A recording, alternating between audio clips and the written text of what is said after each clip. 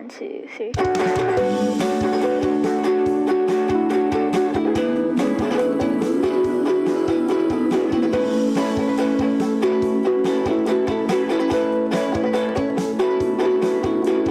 Hello, everyone. This is Kyle Galaz with Poor2Pro Car Sales Training Podcast. Become a sales titan. Again, I get to do another one-on-one. I'm blessed to be able to meet people that are like-minded, that want to go to the top, whether they've been in the business 1 month, 1 year, 10 years, 30 years. People that in my circle that want to go to the next level is who I like to deal with. And I got one right in front of me, Mr. Ozzy. We'll introduce him here, but he reached out to me I think a week ago or so, and here we are. Boom, we're doing a one-on-one. The man found what he wanted. He wants to do a one-on-one, and he strikes fast because he doesn't want to waste any more time, and he wants to get to that next level now. So, Ozzy, why don't you tell us about yourself, why you got in the car business, and maybe what made you want to do a one-on-one? Oh, so I'm Ozzy, right? I work at Mossy Nissan, really great business, and I've been in the business for around a year and 2 months now. And I wanted to do a one-on-one because I kind of feel like I've plateaued lately. Like I'm a 10 to 12 car guy, and I want to kind of just break it. I want to hit that 14, 16 car hit. Yeah. And then you're telling me something about your manager found the podcast. We were talking about this before we started. Ozzy's manager found the podcast and let Ozzy know about it, and Ozzy saw some success after watching it. So I appreciate those kind words. Any type of training, I tell a lot of people this, whether it's from me or whoever, the fact that you're training is the first step in the foundation of getting to that next level. Because if you just think that you're going to figure it out, and you will eventually, but too many years pass, too many years go by when you're trying to figure it out yourself. So why not use resources and people around you and podcasts like that to spring load and get boom, let's start being successful now. So congrats, Ozzy, on booking the one-on-one. Nice to see your face, and your audio and everything looks perfect, so this will be great. So Yes, sir. so it's awesome to meet you. So Ozzy has 3 topics. The last one being that we'll talk about is closing deals. Closing is always one of those touchy subjects. It's like, what exactly do you say to a customer when you get this objection? And you'll find out over a lot of years of selling cars, Ozzy, is there's not one silver bullet to close a deal. You could say the same thing over and over and over and try to close, but it only works on 2 out of 10 people. So you have to customize your closing to that customer.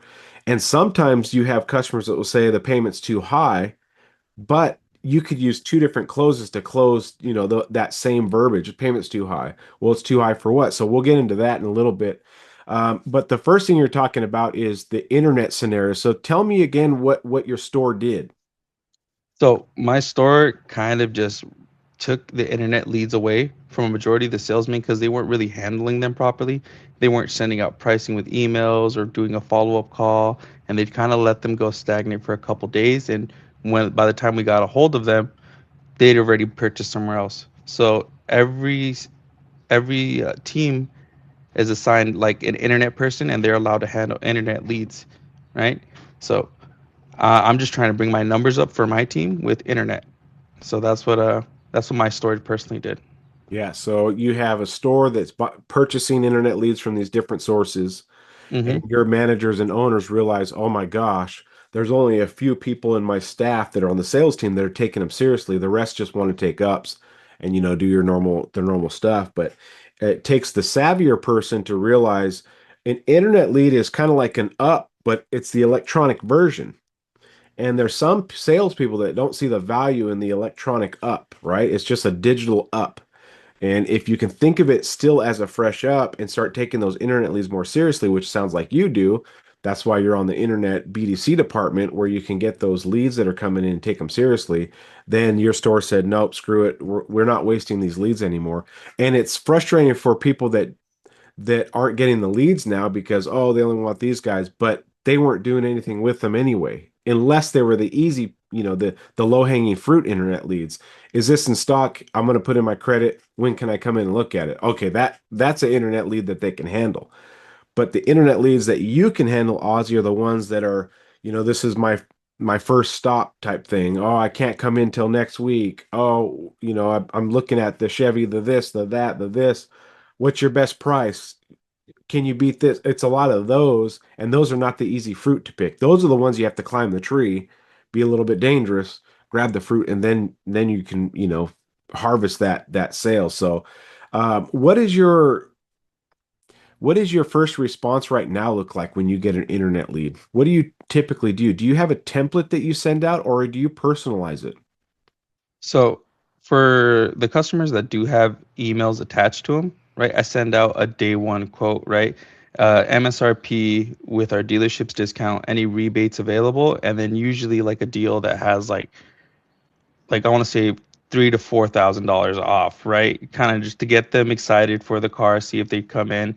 I go for the phone call, ask them if they seen the email, if they like what they see, if there's any other questions that they might have for me, and then I try to bring them in if they do have a phone number in there. But that's pretty Gotcha. much the breakdown on how I handle my internets So you get the price out right away, right away as quick as I can. which is smart because I mean the first email back needs to have the information they asked for. If a customer emails you and says, "Hey, what color F-150s do you have in stock?" and your response email is, "Thanks for inquiring," right? Exactly. It's They it's want like to they're know what, talking to AI or something, right? yeah, they want to know what color, Mazda or Nissan you got. Do you have this vehicle in stock? And they have a specific VIN number, and you send back, "Thanks for inquiring," because you just want to stop the clock on your internet lead. That's why those guys don't get those internet leads anymore. So when I got internet leads, I always wanted to personalize it as much as I can with still getting the information the customer wanted. So I would make sure to always say thank you. "Hey, John, this is Kyle at da da da da da Motors. Thank you so much for inquiring or inquiring on this vehicle." And I would make the thank you big, bold, underline it because that's where their attention's going to go to. And it's nice when someone says thank you. We're in a world where no one says thank you or please or, all these things. So, yes, they're on the internet. They're using the computer and the internet as a wall between you and the customer, but at least you can make it personalized a little bit instead of just sending out a quick template, adjust the MSRP, da da da da da, put the pricing and send it out. Where a lot of people fail in internet leads with the emails is they don't have a carrot. There's no carrot out there. So they give all the information and they put the period on it, and now they're just hoping that the customer's like, "Okay, I'd like to buy it." But that's not how it works. You got to have a carrot. And the carrot is questions. The carrot is there might be more incentives available once you get here, right? There's all these little carrots that you need to work on, part of your email that make them want to respond. Well, what other incentives are there? Okay, now you got a response, right? Now there may not be another incentive. But maybe there is if they're a college student, if they're a first responder. You never know what incentives are out there because when you run your incentive list, there's the normal rebate, the if you finance with us rebate, first responder rebate, right? There's these other incentives. So you got to have a carrot for them to want to respond. Please respond as fast as possible because there's some time sensitive incentives. Oh my gosh. Okay, what are they? You see what I mean by a carrot now? Yeah, creating a sense of urgency for them to contact me. Yes, yes. And Hmm. and a lot of salespeople when they send an internet lead, and I'm guilty of it too, is I just wanted to appease the task. Let me just get the information that the manager told me to send. I got to send MSRP, the rebates, the our discounted price, and then here's the price. And if they respond, great. If not, at least I did what I was supposed to. Let me get back on the lot. But I didn't take all my internet leads seriously until later in my career when I'm like, when it's slow on the lot, this may be my only opportunity. And those are digital ups. I started thinking of them as a real digital up. So one of the things is make it personable by having their name. Thank you. Thank you so much for inquiring because I promise you the other dealership might say a thank you type response, but it's going to sound cookie cutter and it's definitely not going to be highlighted, underlined, and bold. And then you can put something really, really brief about yourself. My name's Ozzy. I've been here 12 months. I'd love to meet you, whatever. And then you have your pricing, and then underneath that you put your carrot. But what you want to make sure you do is don't let the whole thing run into one giant line of text. Hmm.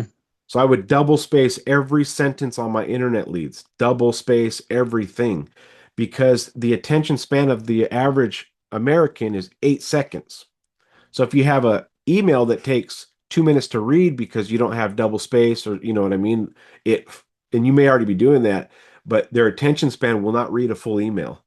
Their attention span will see one line, space, or double space, second line, double space, da da da, double space, and you have to keep your email within one page and not scrolling because no one's going to scroll in an email anymore.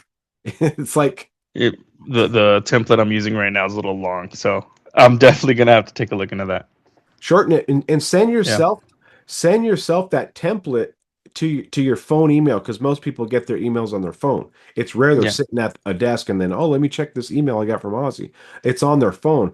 Look at what your email looks like on a iPhone or an Android, whatever you use, and see, does this even look pleasing to my eyes? Is the font too small? Is the font too big? Is there no pictures? Is it not colorful? Remember, humans want to be entertained even if it's reading an email. So having emojis in your email is always good.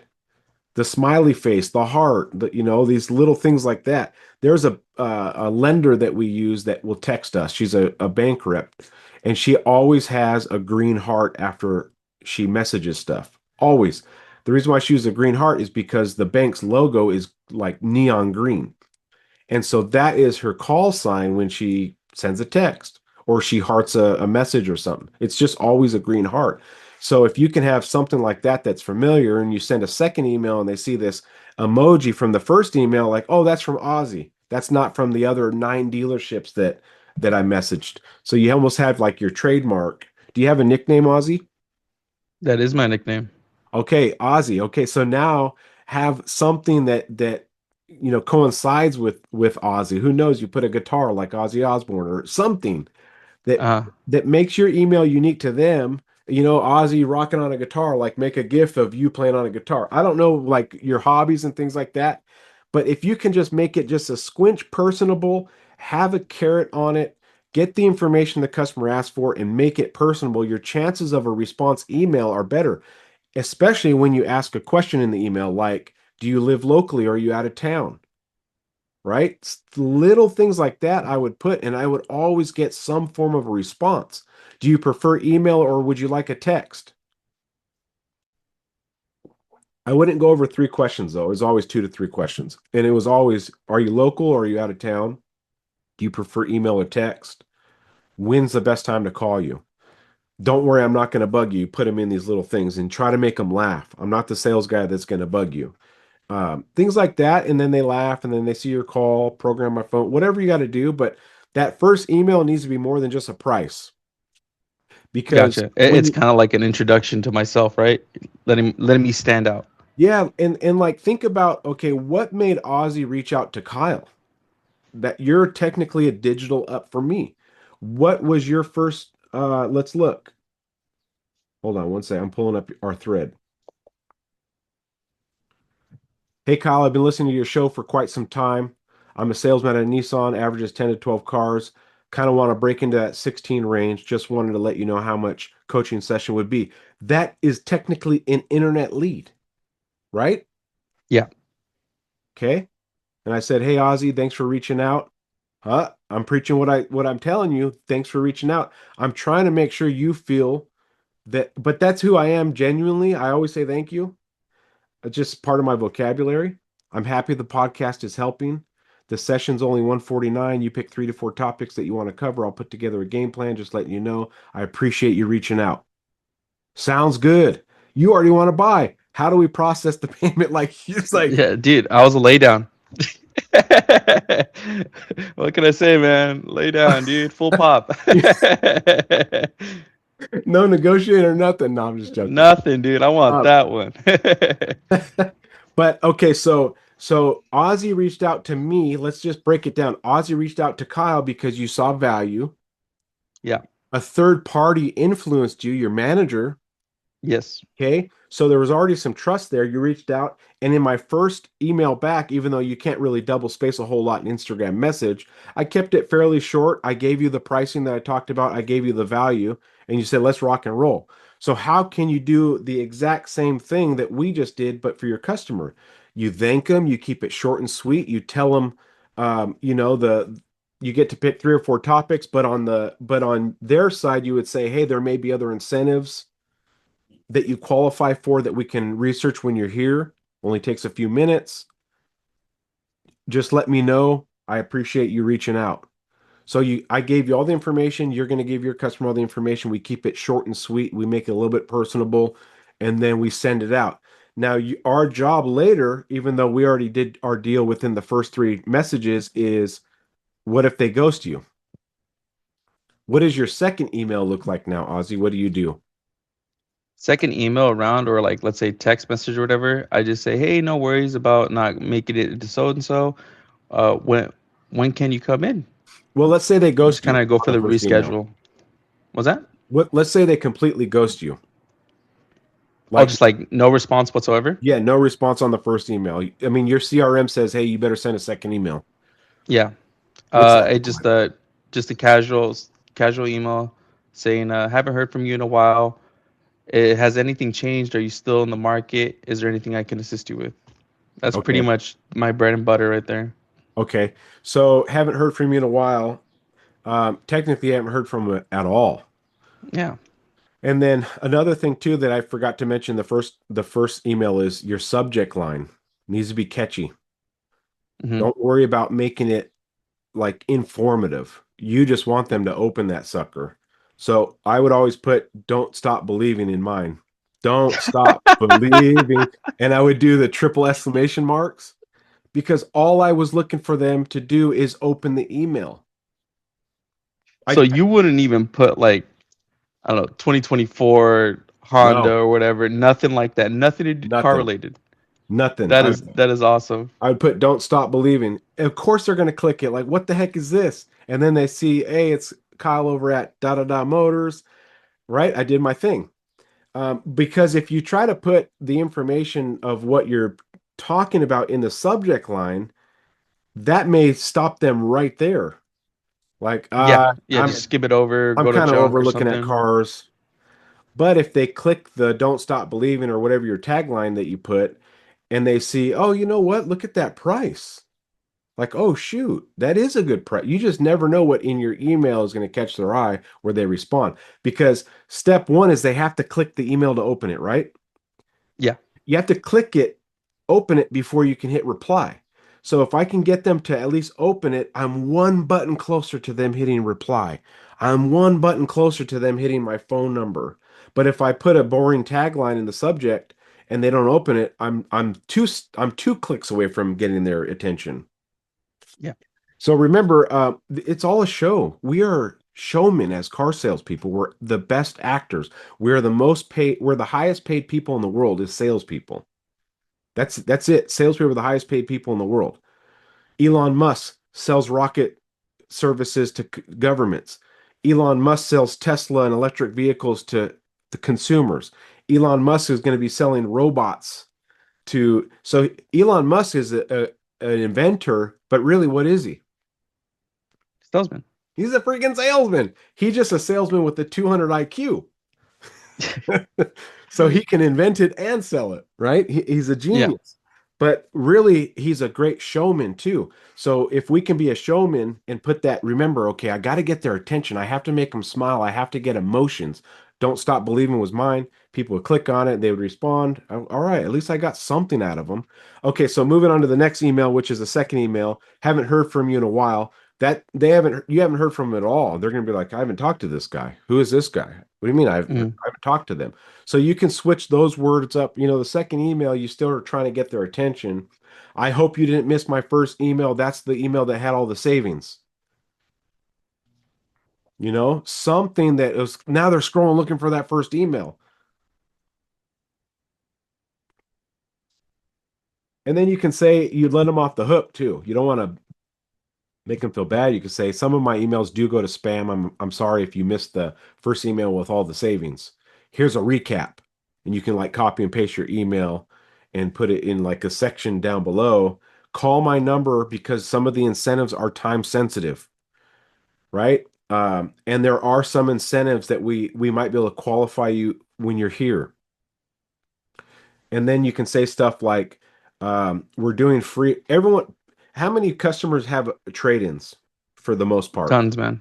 Tons. More than not, right? Yeah.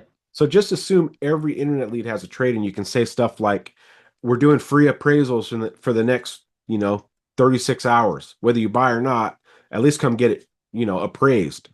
We're always doing free appraisals, but what carrots are you putting out in the second email also? So the second email could be, hey, we're doing free appraisals. When can you get down here? But make it time sensitive. This weekend or Tuesday and Wednesday, whatever your next days that you're working, say my used car manager is doing free appraisals the next 2 days. When can you get down here? And then, there's a certain point too where like, what else can you do? Like there's no magical sentence you can put in your first and second email. It's like they walk in like a zombie ready to buy, like, oh, just take my money. They still have to engage, they still have to be a part of it. So when people are like, hey, my dealership's internet closing ratio is 10 to 20%, think about 80% of the people that didn't sell, and 20% is actually a good number. So if you send out 6 internet leads and you only get response from one, you're actually doing a darn good job. So don't get disgruntled again about like, oh my gosh, these internet leads are a waste of time, because technically 1 out of 6 is actually pretty good. 1 out of 5's good. So don't get also discouraged on that. That'd be 1 out of 5 would be 20%. So I did get a little discouraged when they first transitioned me into the internet, right? Like just full internet because my team wasn't really doing like a strong job of the follow up, and my manager saw how crazy I was with my follow up, with my emails, my texts, my calls. He actually would give all my team's internet to me, and I think I had like 130 leads, and like my close ratio was at like a 3%. And even my GM looked over and he's just like, "Hey, what's going on with Ozzy's close ratio? He has way too many leads." And he defended me for it. He explained it like just letting you just let they're letting like these leads kind of slip through the cracks, and I was the one that would kind of pick up the slack. well, yeah, and those leads were already dead by the time they got to you. So that's why Mm, your internet lead crashed. Your ratio crashed mm. because half of those leads that you imported were already sold, or they're out of the market, or whatever it is. But yeah, so first and second email. Now, what is your protocol on calling that customer when you get an internet lead? I always ask them how they're doing. I ask them about the vehicle they're inquiring, if they have any questions for me, and then I go for when can I see you, today or tomorrow, good, morning or afternoon. Yeah, so you're going for the appointment. I mean, Yeah, closing the appointment. I try to make them laugh, try to do whatever I can to just get some type of response from them other than asking me about the vehicle. yeah. So I worked with a guy at the Ford store I worked at for almost 12 years, and he was amazing on the phone, and he sold a lot of freaking cars. He was top 1 and 2 every year. And it's because he laughed on the phone, he had fun on the phone, he didn't try to sell the car on the phone. He had fun on the phone, and he made it to where the customer wanted to meet him. And a lot of his verbiage is like, "Hey, when can you come in? I'd love to meet you. Um, Mm-hmm. the best deals in the showroom." He'd say all Uh, these things before the customer could ask, "What's your best price?" He was setting it up to where when you come in, that's when you're gonna get the price. When can I meet you? Things like that. I'd like to show you this vehicle in person. And then what I adopted from that was this verbiage of whether you buy or not. I don't care whether you buy or not, but let me at least show you the car. It's fun for me to do that, and I would love to meet you and your family. Whether you buy or not, at least come check it out.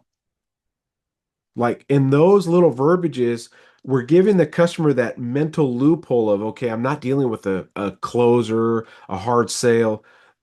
That part of Aussie comes out when they're at the dealership. yeah. That part of Aussie is not on the phone or internet leads. That part, you have to know when to use that part of Aussie. That killer sniper at the end where it's like, gotcha. Now they're signing. So his whole thing. was he had fun on the phone. He laughed. I saw him leaning back and da da da da da. And he just always had fun, and he always had customers coming in and asking for him. It was just constant. And then the verbiage of whether you buy or not, that's fine. Don't worry about buying the car. Let's just look at it. Part of my job, one of the funnest things is just getting to test drive these cars with customers, getting them show them the features. It keeps me sharp too, and then I get to show you the cars, and then you can decide. You decide if you want to buy it here. Don't worry about the pricing right now. Let's look at the car. I promise you, the pricing when you're in is going to be the best because guess what? Would you buy the car if the pricing was the worst? No, neither would I. That's why I will not say the car unless you're absolutely comfortable with the payment and the price. Like, how does a customer even rebuttal to that? Like, well, that, like, what do you say to that? The Exactly. salesman already gave you the loophole out. So now the customer's in front of you, then you do the test drive, you build the value, you do the needs assessment, you get it all. The kids already want the car. The wife's like, dude, this thing's nice. You guys are looking at it. Let's go put up the vehicle on a paper and see what it looks like. And then you can decide if you want to move forward or not. I don't expect you to buy the car unless the numbers make sense. That work? Yeah, that works, Ozzy. Next thing you know, you're writing it up, you're doing a credit app, and then they're signing. Yeah. It's Well, go ahead. but no, you go ahead. One of the main things that I actually took away from one of your earlier seasons, and it helped me out tremendously, is with some of these phone calls, is to speak to them like you already know them. You know, like just talk to them like an old buddy that you haven't heard to in a while. They're like, "Who's this? Like, do I know you?" It's like it's Ozzy from Mossy Nissan. Like did it, and then I go into the whole spiel when I can bring them in, and that helped me out tremendously. I remember I went from like 1 to 2 cars, and then the next month I think I did 12 and a half. So I mean, Yep. that helped out a lot. So I might actually incorporate that, try to see if I can Have bring fun. something in. Bring something in, man. You need to be a voice of like comfort and I use this word with other salespeople. You need to be an advocate for your customer to get a good deal to get the right vehicle. But you're not saying discounts. When you say good deal, that doesn't mean anything about discounts and rebates and incentives. A good deal is the reality of how that customer feels when they're signing. And if they feel like they got a good deal, even though it's at MSRP, but they got good incentives, the interest rate is kind of where they wanted, the trade wasn't too bad, like that's a good deal, right? And you still make your full gross. But yes, what I was talking about in that episode you're talking about is delaying where you're from. So Yeah. you call Mike, this is Ozzy, how you doing? And I'm not saying Ozzy from Mazda da da da. I'm just saying, Mike, this is Ozzy, how you doing, man? Oh, I'm doing good. How's the weather treating you over there? And let's say he's out of town. You're just delaying it enough to where he's breaks down a little bit of a wall, and then you say, "Hey, this is Ozzy at da da da da Motors." You put in an inquiry, your name popped up in my system. I'm like, dude, I recognize that name. Do I know this guy? Do I know him from church or Costco? Where the heck did I? Right? And we're putting on a show, but we've Yep. brought down the wall. They're smiling on the other side of the phone. You have good energy, positive energy, and you're going to put some carrots in there to get them in. We're doing free appraisals. Oh man, that's great. Yeah, for the next 24 hours, free appraisals, whether you buy or not. Don't worry about it. Just get in here. One of my favorite things is to show customers the car, and you kind of just get them in, but you're having fun doing it. So yeah, that's one of the things that we talked about. But to kind of recap, internet leads, it's just having a personal experience for that customer, but still getting to the point because the reason why they're on the internet is because they want the information quickly, getting to that internet lead in under 10 minutes fast. And then when you make the call and they don't answer, hang up and call again right after. I call it the triple call trick or whatever I call that trick. But basically you call them 3 times in a row and the third time they usually answer. And then when they're a little bit upset, you say, I am so sorry if my phone kept calling you. I'm having problems with my cell phone. I paid my bill and they're still giving me problems. They can relate to that. But now guess what? They're on the phone. Exactly. You got them on the Oh, phone. speaking of that, so what I've been running into lately as well is that call filtering system, Hmm. right? Oh, please state your name and your business for calling, see if I can patch you through. What's something you would leave there to see if they would go through? Because I want to say it's so like it's a coin toss. Yeah. So I did this today with one of my buddies. He texted me, "Hey, when you get a chance, will you call me?" So I called him and he didn't answer. and that little thing popped up, you know, the little state your reason for calling. Yeah, exactly. So what I did is I just kept talking and talking and talking No. and talking. And guess what he did after 45 seconds? You picked up the phone. He goes, Oh, you're just yes. filibustering the filter? Yeah, he goes, yes, Kyle. I'm like, hey, you the one who said for me to call you. I didn't know if it was an emergency or not. He's like, what's up, buddy? I'm like, you asked me to call you. He's like, oh yeah, yeah. I need to use you as a reference for a new job. I'm like, no problem. Oh, So remember, we got in the car business to have fun, make money. Sell cars, make money. But I got in the car business because I saw how fun of a life it was, a lifestyle. So when you get a customer and you get that message, have fun. Like, yeah, this is da da da Aussie, and just see where it goes. You're not going to get fired. The customer's not going to, put a Google review. He called.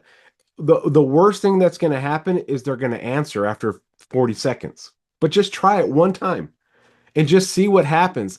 And then document how many seconds it took for them to finally answer. And if it's 30 seconds, then you might be onto something like, okay, on average, if I do this for 30 seconds, they answer.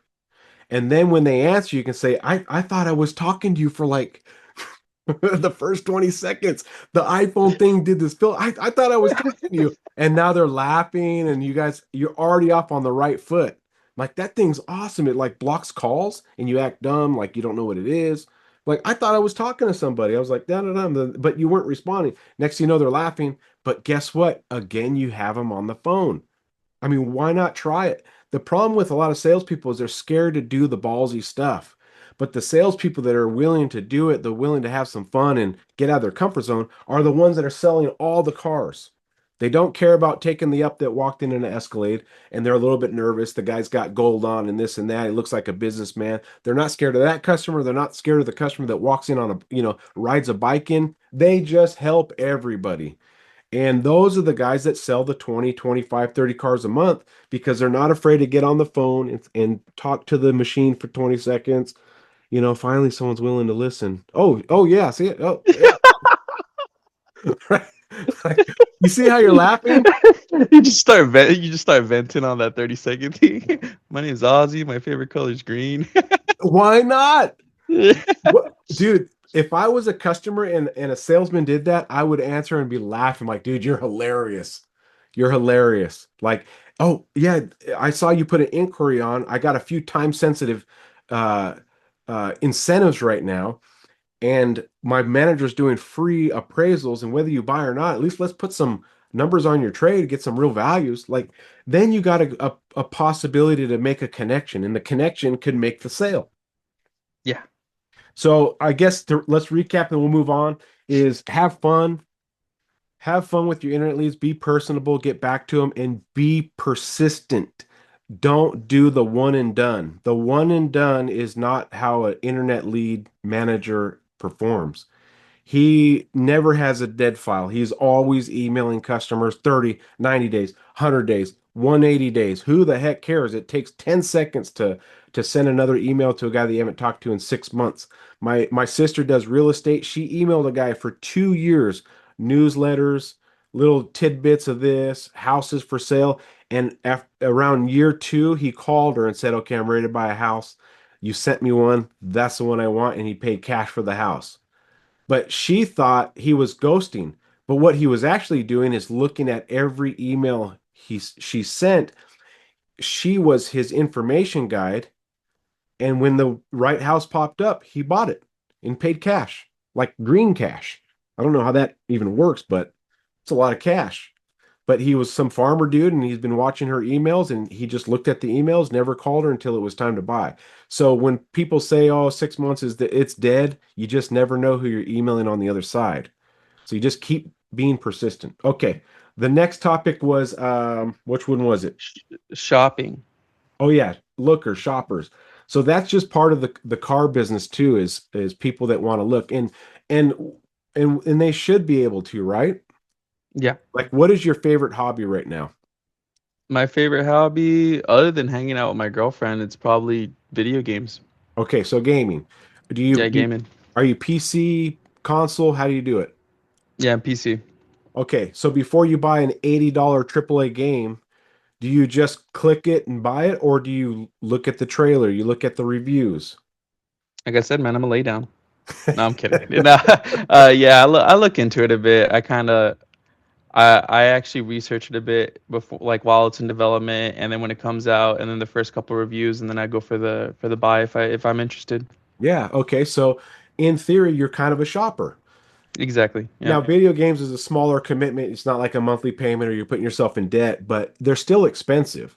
Okay. Yeah. Now, do you buy, are you on Steam or do you buy it directly from the website? Whatever offers a better deal, man. Oh, Whatever offers a better deal. so it's a better deal scenario. Yeah. Yeah. So everybody is a shopper. They just don't know it. Which you know you're a shopper because you just admitted to it. You know who has the Yeah. best deal. But isn't that your right as a consumer? Yeah. 100%. Okay, so when customers come in and they say they're shopping and this is the first place we look, we're just looking, I always let that go in one ear and out the other, but I would Mm-hmm. always compliment them on that too. Like in today's world, I get it. Shopping is very important, looking at different deals, looking at different dealerships because the dollar isn't going as far as it used to. Totally understand. That's why a lot of people pick this place first, right? This is whether it's the second place or not. I always said this is why a lot of people buy here first. They come here first. They don't even need to leave here and shop because the reason why they pick this place first because we have the best deals and some of the best inventory. And you're complimenting them, and but you're also complimenting your dealership of why they picked the right place. We're number one. This is why a lot of people come here first. And what's cool about my dealership, Mr. Customer, and me as a salesperson is we can even go to the other competitors' websites and compare the car. If they have a better deal and it's a glaring difference, go buy their car. I want you to save money. Those little things that you say, you're not going to lose a car deal over it. What you're doing is building confidence with that customer about you and that, oh my gosh, this guy's not trying to just make a sale. He actually cares about me making a deal because the dollar doesn't go as far nowadays. Like all these little things, you're making the customer feel a little bit more warm and welcome, and you're their advocate for a good deal. You didn't say anything about a discount. You didn't say anything about giving up gross. All we're saying is that we want that customer's dollar to be stretched as far as possible. That's why a lot of people choose my dealership first because we facilitate that. And they're like, oh, shoot. Yeah. Okay. What do you guys got? Now, at the end of it, if they still want to shop, yeah, it kind of sucks. But the key is before they leave, did you do everything in your power to try to close and make that deal? Because if a lot of salespeople out there say when they get a customer says, I'm just looking, the first place we look, we plan on shopping, that we take 6 months to buy a car, they get discouraged, they show it on their face and their body language, and the customer now has a salesman that's been beaten down that won't bug him and press him. They do that so you're not sharp and on your game. That's how customers get you to lower your skills. But if you say no, I 100% in today's world, I would be shopping too the way the dollar is and the competitor now. But let me show you what I got while you're here. And you still go through every step of the sale with that shopper. You'll probably get the car deal if you do everything right. I mean, you've been in the business 1 year now, a little over 1 year. When Yep. you do everything right and you're on your game, what is your closing ratio, you think? Oof. Like Is it I'm just high or I'm low? on it. Man, I want to say I don't want to toot my own horn because I know my manager's gonna watch this and he's gonna be like, "Yeah, right." I want to say 65%. Like if I'm in a good one, like I'm just crushing it. Yeah, I want to say 65%. Okay, so two out of every three ups you're selling Yeah. when you're on your game, whether they're shoppers, lookers, service, whatever, internet leads that happen to walk in. So when you're on your game, Ozzy, and you're in the zone, then you sell cars two out of three customers, which is great. Okay, so when a customer says, "Hey, I'm just looking, I'm just shopping," the first place I look, da da da da da, I'm getting quotes from all these places, and you don't give them that 100% Aussie, you give them, let's say, 50% Aussie, how often do you think you'll close those three deals? Probably not even a single one. Yeah, zero to maybe one, or maybe you got to turn it, you get a half because you weren't meshing well. So look at the difference between the Aussie that's tired, kind of burnt out, doesn't really feel motivated. It's the same Aussie. You're the same human. You have the same knowledge. It's just you're only given 25, 30, 50%, but you're expecting to still sell 16, 20 cars. And you're mad at yourself that you're not. Well, how can you that quantify or whatever you want to use if you're not given 100%? Now the Aussie when he's on, the flow state and he's killing it and he's just like, "Hey, I'm glad to be here. Boom, let me clock in. What's going on? I'm buying energy drinks today." You're just flowing. And then you get those customers, they stand no chance against that Aussie. There's no, you're just in the zone. And so you take that shopper and you turn him into a buyer. So my very first episode of the podcast is turn lookers into buyers, not buyers into lookers. So when Yeah. Ozzy's off his game, he could be technically turning buyers into lookers by not being on his game because they said, I'm just looking, I'm just shopping, and it's the first place I stop. So you took the buyer and made him a looker. Or you take that looker because everyone's shopping nowadays. That's just what it is. So that's their way of lowering your skills is by saying, I'm just looking. But you take that looker and you turn him into a buyer. And that's when you're selling two out of every three. And if you get 100 ups in a month and you're selling two out of three, I don't know, that's 60 cars. Right. See, one of the main things that my manager brought up to me is when they're in front of me, that's it it goes really well. Like people adore me. That's like my main thing. Like my rapport building is really strong. I mean, I'm natural. I'm natural with it. I've always been like a social butterfly. I'm just 100% myself the entire time with it. But for some reason, like when I'm going for like a close or something like that, it's hard for me to turn on that killer instinct, go for that close mode and stuff like that. And what I've been bumping into a lot when it comes into lookers is we're kind of like we're a military city, right? And there's a bank here that offers like some killer rates, man. Like ridiculous rates, and they normally beat us by like 2 to 3%. Normally, when I get somebody like that, they always say the same thing. Yeah, man, let me go to my bank and see if I can get pre-approved. Let me take that quote with me. And I stumble on that issue so much. And I want to say 1 out of 8 customers will come back and buy. Yeah. So Uh, it's not that they want to check the rates, it's that they're not convinced to buy the car. That's their mm, loophole out. That's their way mm, out. It's like when they say, I want to talk to my wife. They already yeah. talked to the wife. Mm, Something missing on the table. There's something missing in your paperwork and your numbers of why they want to talk to their wife. So when they say want to talk to their bank, that's not the actual scenario. The scenario is they're not sold either on the car, the price, the potential payment. They're not sold on something. So what you can say in those scenarios, and this kind of goes into the closing part, is if I had your interest rate that the bank said that they would give you that 499 or 599, would you buy the car today? And you're just throwing out a probing question. If my rate was the exact same, would you buy the car today? Well, no. Like, okay, so it's not in your head, it's not the going to the bank because you just said if the rate was the same, they still wouldn't buy it. So it's not going to the bank. So really, what is it? Is it the price, the trade, the down payment, or the monthly payment that you've quoted them? It's one of those four. Or is it the vehicle, right? And that's when you can do the 3M close. It's in one of my close, yeah.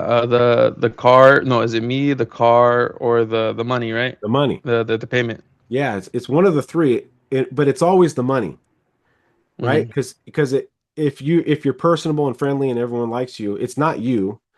Sometimes they might say, "Oh, the car's the wrong color." Okay, other than the color, is this the right car? Well, yes. Okay, so just it's blue. You wanted red, but you like everything else. Okay, now we have a new objection to come over, but at least now you know it's the problem. But normally it's the money. Okay, so is it the down payment that you think you might have to put, or is it the payment? Because let's say the interest rate was the same as the other bank, um, but the payment was $600. Well, that's too high. Okay, so you said you had 2,000 down. You're good with 2,000 no matter what. Yeah, okay. So it's not the down payment. It's not necessarily even the interest rate because if my interest rate was 0% and the payment was $400 too high, you wouldn't buy it mm, because it's too high, right?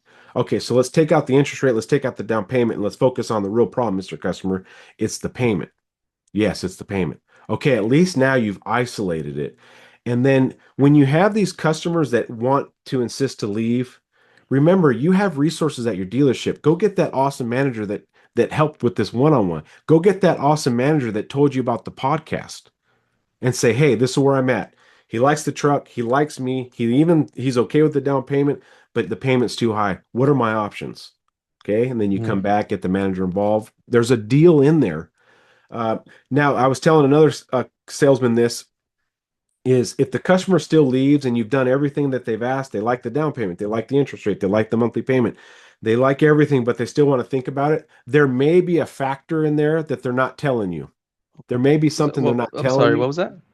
I'm Like, so sorry. no, you're okay. So let's say you've done everything they've asked. If you get me Uh-huh. this payment, you down payment, everything's exactly what they want, but they still want to think about it. Hmm. Then it's our job as a salesperson and as a manager to help to flesh out the real objection. But there's some customers that you can't close if they're lying to you, Yeah, buyers are liars.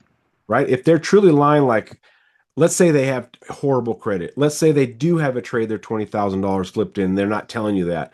There's some things that if they don't tell you, you don't know to fix. So if you lose a customer or two at the desk, don't beat yourself up too much. That happens to everybody. Even the greatest closers still can't close 100%. Hmm. But let's get back to that kind of recapping that middle subject of shoppers and Yeah. lookers. Just know that everyone's a shopper and a looker. You can compliment them on it and applaud them on it, and that'll lower their defense. Like, dude, I totally get it. Even when I'm buying a piece of software on my computer, I still shop to find the best deal. So I totally get it. You want to make your dollar stretch. That's why a lot of people choose our dealership first. That's why we outsell most of the competition because we do have the best deals. And then when they want to, take a quote and things like that and go shop, sometimes they just want to do that. But it's still our job to ask them, is there anything I can do today to earn your business? Because if I don't ask that question and you leave, it's going to burn me up all day inside of why didn't I just ask them? And a lot of times, if you've done a lot of the legwork ahead of time, they like you, they like the car, they'll most likely tell you, well, the price is a little bit high. Oh, okay. I didn't realize you were paying cash. Well, no, we were financing. Oh, okay, you're financing, so it's a payment thing. Well, yeah, it's a budget, but based on my calculations, $35,000 is too high. And now maybe you can get that customer to do a little bit more steps for that shopper. Um, Shoppers are tough, but they're part of the game. It's Hmm. minimizing the losses. So if you know, Ozzy, if I'm on my game and I do the steps of the sale, I'll close two of three deals. Darn good. Just make sure you're going to every single day on your game. Yeah. That's the difference between you selling a looker and you not is you, not the looker. You can't blame Hmm. the customer. If you blame the customer, then you're giving yourself a way out of not being top notch. All right, let's Gotcha. talk about closing. Do you have any questions on the shopper? Um, It's a tough one because it's so broad. yeah, yeah. One of the ones that I kind of saw a little bit of success, I told you 1 out of 8 shoppers. When it comes to that specific bank, that bank haunts me, Oh dude. yeah. I'm not gonna lie. It's just like I wake up in a cold sweat thinking about that bank sometimes. Hmm. Um, I've thrown out the option contract before, right? Yeah. It's like, hey, you like the car? This car might not be here.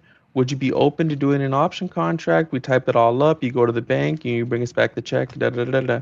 And I've seen some success with it, and I was wondering how would like to pitch that?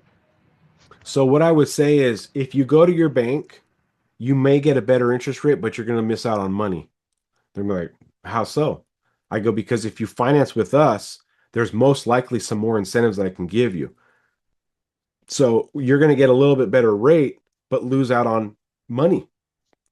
I would say use our financing, capture all the money, and then in 6 months, 8 payments, nine months, go refinance it and use your bank. So then you get the best of both worlds. You're going to get all my money plus their interest rate. Don't miss out on free money. And then what you do with those customers is you sandbag some incentives at the desk. Hmm. Don't give them everything up front. It qualifies for this. If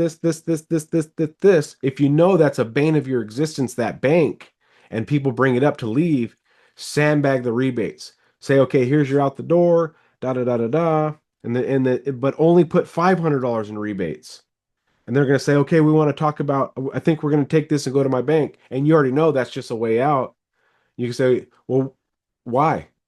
And they'll be like, well, because, okay, so if you use your bank, you'll get $500 incentives. I might have a way to give you a ton more incentives if you use our bank and then you go refinance it in 6 months. Would you be open to that? I'm going to give you money over here, plus you're going to get your interest rate. You're going to get the best of both worlds. And then you start actually adding the real money, the real incentives into it. Don't put a you it's this is your dealership. These are your cars. You can present it the pencil however you want. But if you give them everything up front, hoping to make the deal, you're selling wrong.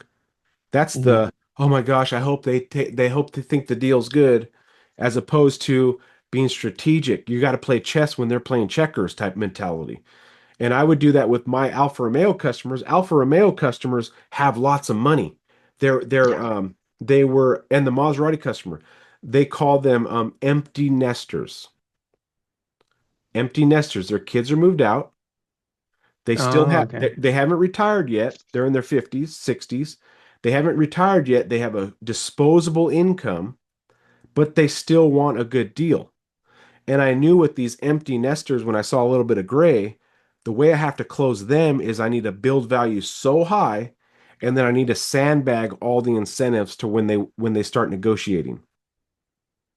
Like, you guys want how much off? 3,000 bucks. So you're telling me at the this bottom line's 53, you'd buy it if it had 50. Be like, yeah. Oh my gosh. You guys aren't making it easy on me. I've already built the rapport. I can say that. I go, if I come back with 50 and a missing arm, you're to blame, right? Because my manager wants, he wants it from somewhere. They're Uh-huh. laughing. And then I would come back. I'm like, I couldn't get you 50. They're like, oh, Kyle, but I got you 49.5. Is that okay? Oh my gosh. Right? Because I sandbagged $3,000 in rebates and I made them think the out the door was 53. Now, if they're an educated buyer and they say, I thought there was more incentives. Well, yeah, if you use our financing, you want to go to your own bank. Well, that's not what it said on the website. I'm like, totally. But have you ever scrolled down and saw this little font at the bottom? The You can't see disclaimers. it. You can't see it with the naked eye. That says some of these rebates are part of financing. And then they're like, "Oh shoot, I didn't read that." So by using your own bank to save a point or two, you're going to miss out on 1,500 bucks when you could take our 15, finance with us, and in 6 months pay it off or finance it with them. You get the best of both worlds. Okay, but you can't pull that off unless you did the legwork outside and you're believable and you have the comfort, the customer confidence in you. See, I'm a little worried about doing that because one of the main things that our dealership started doing is working on three core principles, and I really use this for my pitch when I try to sell the dealership. I remember you brought that up in one of the episodes.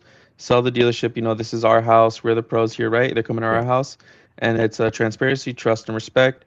We respect not only our clientele but our community. Every vehicle purchased, the proceed goes to Little League and the Humane Society. Trust, we offer a 72-hour exchange period. So no cooling off period law here. If you like the car, or if you don't like the car tomorrow, they can give me a call, come back and choose a different one, and we'd be able to do that for them.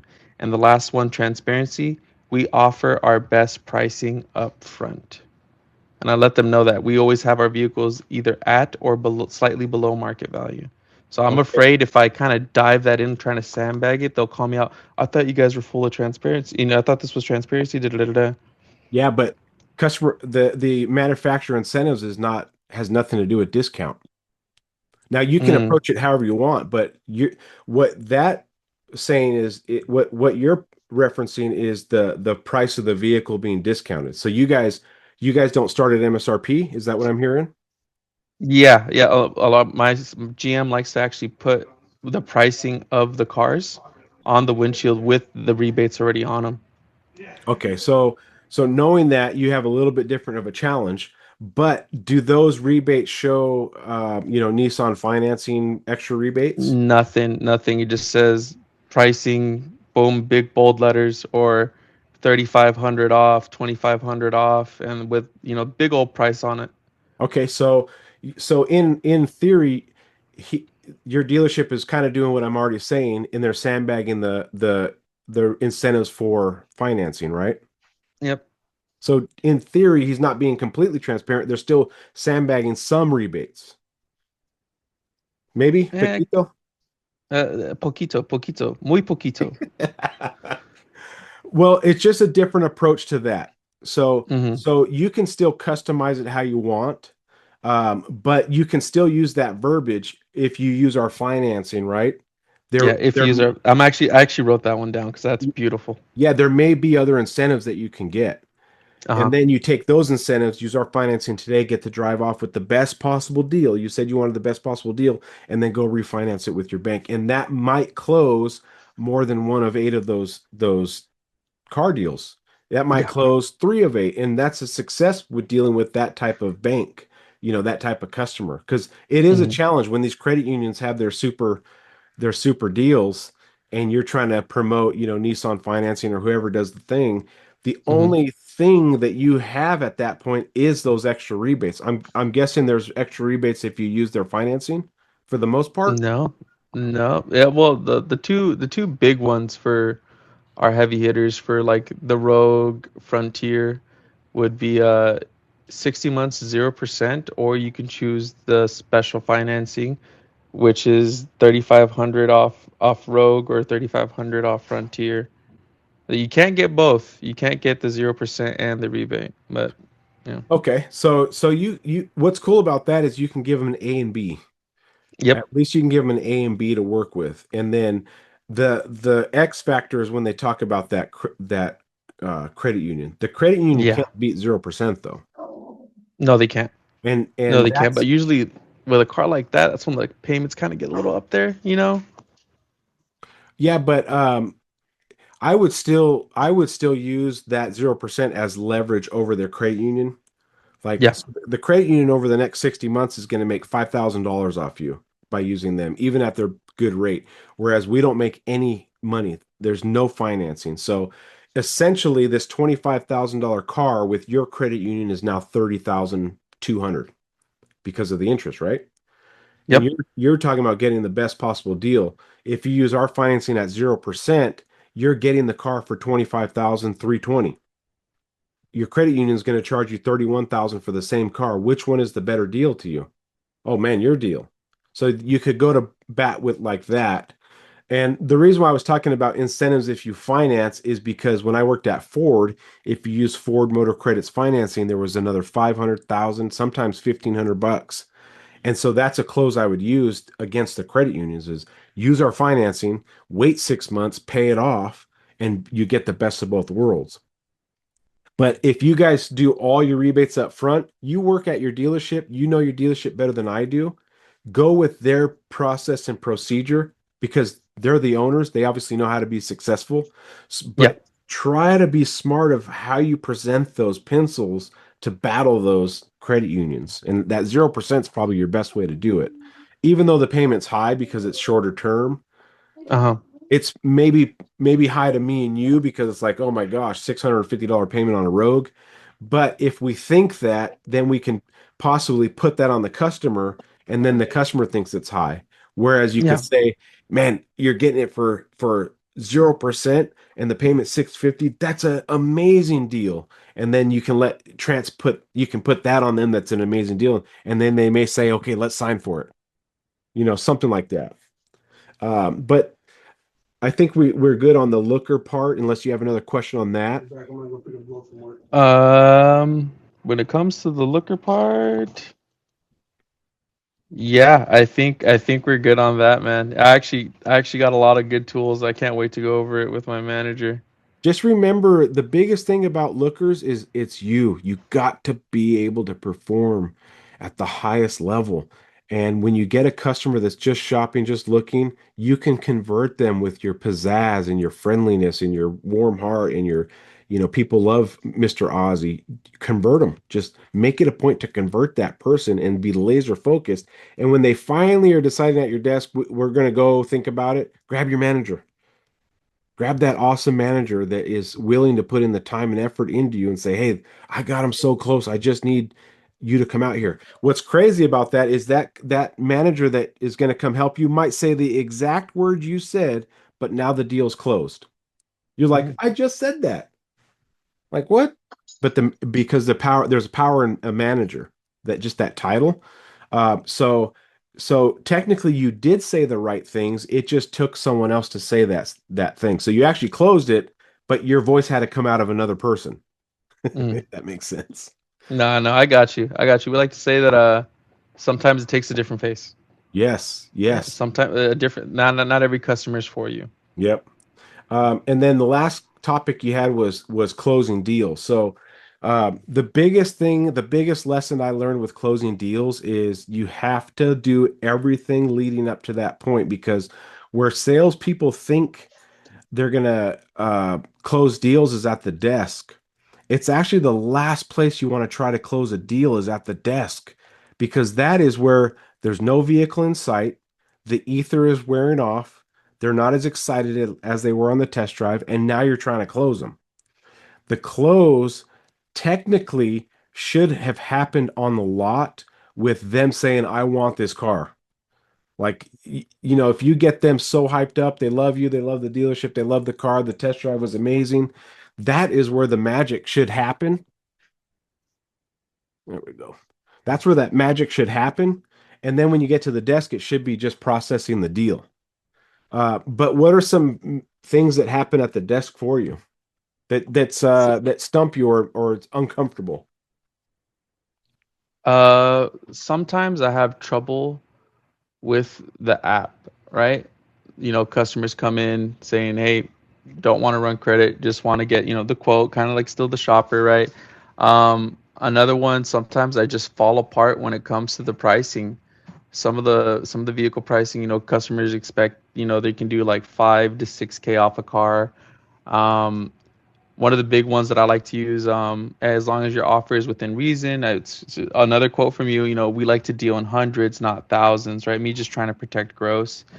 And then what's another big one? Oh, it's actually a thing that me and my manager, he kind of told me to keep him on check with it, and we actually made a deal with it a couple days ago. For some reason, whenever we go past 3 pencils, our deals fall apart, and he always has to remind me because he's always trying. It's a very a symbiotic relationship, right? Yeah. I do well, he does well. He always tells me, Ozzy, sometimes I'm busy, I'm caught up in the moment. If we're on the third pencil, remind me. Pull our pants down. Let's just show what we have, right? Hail Mary it. There's that one, and then what's another one? Well, I can help you a little bit with the Yeah. with the multiple pencils and going back and forth. Mm-hmm. When I was sitting at the desk selling cars, I would tell customers leading up to it that I'm going to get them the very best deal possible. I'm going to find every dollar I can get from the manufacturer and apply it to this deal. We don't keep any of the rebates. We're not like some of these slimy dealerships that are trying to sandbag money. I'm going to put everything on that first paperwork, so Kyle's hooking me up right out the gate. And so when I came out with that first pencil and I put it in front of them, I'd go over the numbers and then I would just sit there for a moment. Now it depends on the customer. Sometimes I would flip that paper over and go over to I call it the KG close, where I would start talking about interest rates and payments and things like that. But if they were a cash buyer, you can't do that, right? They're just buying the car cash. But I would put it out there and I would stay quiet. I wouldn't over talk. I would go over the numbers, and then I would let them look at the paper, and I would just sit there and just let them look at it. And they say the first person to break silence loses. I mean, it's kind of there's a reason why it's out there. So you just let them talk, let them look at it. Next thing you know, they're kind of like, "Well, what do you think? What do you think?" Because they can't handle the heat. They can't handle it. You told them up front you're going to give them the best price. This was outside. the first paper I come out, I'm not like other salespeople. I'm going to give you the best deal right up front, and then you can decide if you want to buy it. What do you think? I don't know. What do you think? And it's, I don't know, Ozzy. It seems a little bit high, right? That's the next thing. Well, what did you have in mind that was fair and reasonable? And then you can go back. Remember, I told you outside we deal in hundreds and not thousands, and we've already done the thousands. So at this point, I might have a full tank of gas and some floor mats. I'm serious when I say that. I've worked here over a year. I know what these cars have and what they don't. And a lot of people choose us because we don't go back and forth 3 or 4 times to the desk. We come out one time. That's it. I hope I've done enough to earn your business. I hope I've done enough to where it's like, okay, we love the car. We love Ozzy. The price is a little bit high, but shoot, I'm going to have this car for so many years. What is 1,200 bucks divided by 10 years? 120 bucks a year is going to stop you from buying this car from a guy you like in a dealership you trust. And you start doing those kind of things, and then they sit back and, yeah, I think we'll do it. Da da da da da. Because, and how many times did you have to go back and forth? You might have to throw in some floor mats and a full tank of gas. They may not even hold you to that, but the key is when they said this is a little bit too high, you didn't just get up and run back to your desk. Well, what did you have in mind that's fair and reasonable? Because remember when I told you we don't deal in thousands, we deal in hundreds, hundreds, not thousands, and we've already done thousands. Look at the window. Now, a lot of other dealerships will start you up way up here and they'll make me go back and forth 30 times. And then you get to a price that we're already at. If you want me to put on that show, I'll have my boss raise the price and we can do that. Then they laughed, da da da, that makes sense. Nah, I think we'll take it. All right, I appreciate it. My family appreciates it, and I look forward to doing future business with you. Appreciate it. But you put a human element into it that they didn't expect, and it's I hope I've done enough to where you see the value in a little bit more price. There's always going to be a cheaper price out there, and there's always going to be a higher price. But I hope that no one has an Aussie, and no one has this, right? Those human elements hit on the heart and not the mind. And those human elements have closed me so many car deals at the first pencil. Now, if you got the guy that could care less about the first pencil, doesn't care, wants the best price, yeah, you're going to have to play the game. You're going to have to do the 2 or 3 pencils. You're going to have to do the Hail Mary. That's part of it. You're going to get some minis out there. But if you want to save more deals in those closes, you need to be stronger at the desk and you sit there and you don't get up the first time they say, well, can we do 500 off? I'm like, no, because we've already done it. Like we remember the stickers on the my that's my GM saying, "We're done making profit. We just want to get market share." That's what my boss did out there. And you say So, those little things and it helps. well, one thing that I always kind of throw out there because people like to bring up, oh, you're commission based, you're trying to make the sale. I always say, hey, we're not a gross store. We're a unit store, right? We always offer our best pricing. We just want to push the unit, right?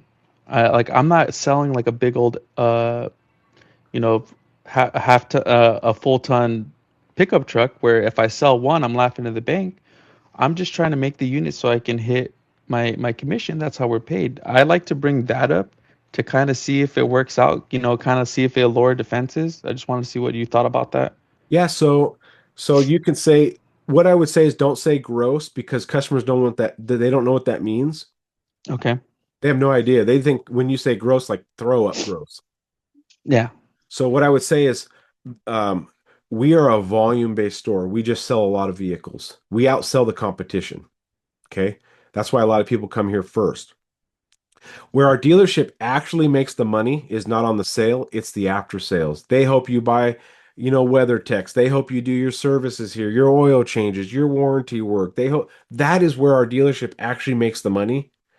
So all they care about up front is not commissions. It's about getting market share, getting the units out there, getting the volume sales because we hope that you come back to do the oil changes. Yeah, it's only 20, 30 bucks of profit, but you times that by 100 oil changes, that's $2,000 or whatever. 20, I don't even know the math, probably 2,000. right? Yeah, gotcha, gotcha. Right? So you can't just say we don't have a lot of money and we just want volume because that doesn't make sense on a business model. The customer would be like, that's a lie. Well, how are they in Yeah. business?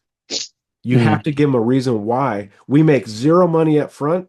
It's not about my commission. I make a mini every time. My whole thing is I have to sell 20 cars a month. But where the dealership actually is profitable is when you come back. They hope you use us for service. They hope you tell your friends, and that is it's the after sales. That's where they make the money. And the customer says, "Oh, that makes sense," because now Gotcha. you've resolved that close. If you just say we don't have that much gross, we try to sell a lot of cars, there's no resolve there. That doesn't make sense to a customer. Mhm. But what makes sense is the after sales. That's where we make our money, right? Okay. And then for you going back, right, going to get your first pencil, you're saying, I'm gonna show you the best numbers up front. Would you do that right after the credit app is signed? One step that we like to do to kind of get a commitment is, we do the app, they sign the app, and the very last page it has, oh, I'm consenting, da da da, sign here. Right before they click that blue box, we're kind of trained to say, hey, before we run your credit and take a look, see if we can get you a loan out, just want to be absolutely sure that we're on the correct vehicle and that outside of the numbers, you guys are ready to make a deal today and take a car home with you. So is that something you would throw in after you said that or I before? I wouldn't. I never really like doing those pre-close closes, like testing Okay. the waters, Mm-hmm. because the customer knows, okay, something's coming up, and their wall is probably getting bigger and bigger. Because how often do you get a customer that says, "Yep, I'm ready to buy"? How often? Not too often. There's always like something. Well, if the numbers You, make you sense, believe it or not, a majority of them want to continue. A okay. majority of them want to continue, and then there's some of them where we don't even run the credit because they'll give me an objection. I try to clear it out. Like this deal that I had a week ago. This cool kid came in with the wife, with the dog and everything. Got all the way there, sold him on the car, really liked the car, and he told me, "Hey, I don't want to come without my dad." I was like, "Okay, yeah, that's fine. Let's schedule a time for you to come back with your dad." Da, da, da. He came back with the dad, did everything over again, and I had just seen them like a day ago, 2 days ago, right? But this time they didn't even want to come into the dealership. They didn't even want to come in. Like my little strategy I like to do, the moment I'm done with the test drive, I hightail it to the door. I don't even give them a moment for them to ask me something. As soon as we're done with the test drive, I open the door and I bolt it. And I just stand at the door waiting for them. And they walked over to me and they told me that, they wanted to take off. Yeah, there's something there that was scaring them or something. Who knows with that particular customer? But if that little disclaimer actually helps you sell, remember your dealership has its own processes and Yeah. procedures, and I don't know your dealership. So if Yeah. that works, do it. Always do it. But as far as like when the way our dealership works, we present the pencil, kind of go over the numbers, and then what I would do is flip the paper over so they can't look at the numbers anymore. And I would do this thing I call the KG close, and I would talk about, okay, our banks let us go from 24 months, 60 months, 72 months. Sometimes if your credit's really good, they'll let us even go longer than that. And then what we do is we like to put, okay, with zero down or 1,000 down, however much you tell me to put down, I can get you some payments based off the interest rates you qualify for. Don't worry, it doesn't wreck your credit. We'll get a very basic app in here. I'm just saying little things that know that, okay, their credit's not going to get wrecked. And then I'm going to come back with the numbers, and then you can decide if you want to buy it or not. And I make it very loose, like this is nonchalant. Everyone does this. Don't worry, it doesn't wreck your credit. I get the app in, then my finance manager would come out and say, "Hey, got great news. We're able to do this, this, and this." And then that customer has literally done 95% of the car deal. The only thing left now is to sign. And I would tell them that. I'm like, the good part is you're like 95% done. Like, congrats. And now they have the approval. They don't want to do that somewhere else. And most of the time, if a customer has the app in and we have an approval, the car deal's there. It's pretty rare they leave at that point, especially if you've done your legwork to get to that point, right? I mean, how often do they leave after they do an app and all that? Here and there? He yeah, pretty much like I want to say. It'll be at the 50-50. I actually had a question Yeah. for that, right? So you go over everything, you turn off the pencil and everything like that. You let them simmer on it. When do you ask for the sale? When do you go for that handshake? Yeah. You just Well, because I it kind of seems like you're going like very friendly right throughout the whole thing, right? No killer salesman mode, right? so what I would do is prior to doing all this, but during it, I would say, hey, and you've heard this verbiage before. How do you guys want to register the new vehicle in your name or both names? Mm-hmm. Right? So I do these little assumptive closes throughout the way, like these little miniature closes. Now, are you going to be trading in your car with this car deal or not? No, we're keeping the trade. So I'm doing these little things. Are you going to register it with the PO box or just the physical? These tiny little things. And when they start saying, no, we're going to use the PO box too, like they're slowly wrapping their head around, oh my gosh, Kyle's doing the final paperwork. Like he's getting ready to do the paperwork. And then what I did when I would get the approval and all that, I would do this every time. Okay, perfect. I need to make copies of your driver's license, nice big fresh copies, and then make sure you get your insurance card. I just need the most current one for the bank, so when we send in all the paperwork, and I just start doing their paperwork. I made it up to them to tell me to stop doing my job, than me saying, "So what do you guys think?" Because when you say, "What do you guys think? Do we have a deal?" What's the answer going to be? So I stopped asking the silly questions and I just started doing their paperwork. I got the approval. The finance guy came out or I presented the number. I just started doing their paperwork like they're buying it. And I let them tell me no because a lot of times when you just start doing their paperwork, they're like, "I guess we're buying it." Right? I mean, have you ever heard a Okay. customer say that? Uh, a couple times. Not Well, not not too much of me, man. Not too much of me. well, you'll start hearing that when you start doing that. What do you think? Like Mm-hmm. they're trying to do this quick, real quick decision because Kyle's processing the paperwork. Like, are we good? Yeah, yeah, okay. And I'm just, all right, here's our key policy, here's this and that. I just went for it. I made them have the awkward moment of saying, "Whoa, hold on, Kyle. I didn't say I was buying it." I put that pressure on them and not me because when I would come out and say, "Hey, what do you guys think? Do we have a car deal?" Or like I would say something like that, then I would get the objection. But if I just said, "Hey, let me make fresh copies of your license. I know I got one for the test drive, but it's real small. The bank likes them real big, so when I do that, let me get that. Oh, and I need a copy of an insurance card. You can also text it to me, or I'm gonna start my paperwork here." And then they would just be like, "Okay." So I just Just did the assume the sale. assume that freaking sale and I made the awkward thing up to them. Well, hold on, Kyle. I'm like, oh shoot, did I do something wrong? I must have read this whole room wrong. I thought we were doing this car deal. Well, the payment was a little bit too high. Okay, so now I can overcome some objections. But I say this thing, and I don't mean to be um, like downgrade anybody, but when you ask silly questions, you're going to get a silly answer. Yeah. If you ask a stupid question, you're going to get a stupid answer. Yeah. Right? So when I would be closing car deals and I knew I gave them the 100% Kyle, they weren't going to be able to tell me no. And if they Mm-hmm. did, I say, okay, maybe I read this wrong. Is it something I did? Is it the machine? Is it the money? And I would just go through my normal closes again and find the objection and say, and then find out why they're saying no now after I just started their paperwork. Well, we don't have the down payment yet. Oh my gosh, I'm so sorry. When will you have it? Then I can actually find because they trust me what the real objection is, and then you go into flushing those objections. Mm-hmm. It's really people want to leave when you is because they're scared to tell you the real objection and they want to go think about it, go talk to their wife. It's the first place I stop. What's the real problem? No one gets this far in a process and says no Mm-hmm. unless I find that objection that I can figure out, oh shoot, I'm so sorry. Yeah, I didn't realize you wanted to go longer term for a lower payment. Yeah, what payment were you trying to get to? And you're just trying to find that objection, and then you have to climb over that next objection, and you just keep climbing until they buy or they truly leave.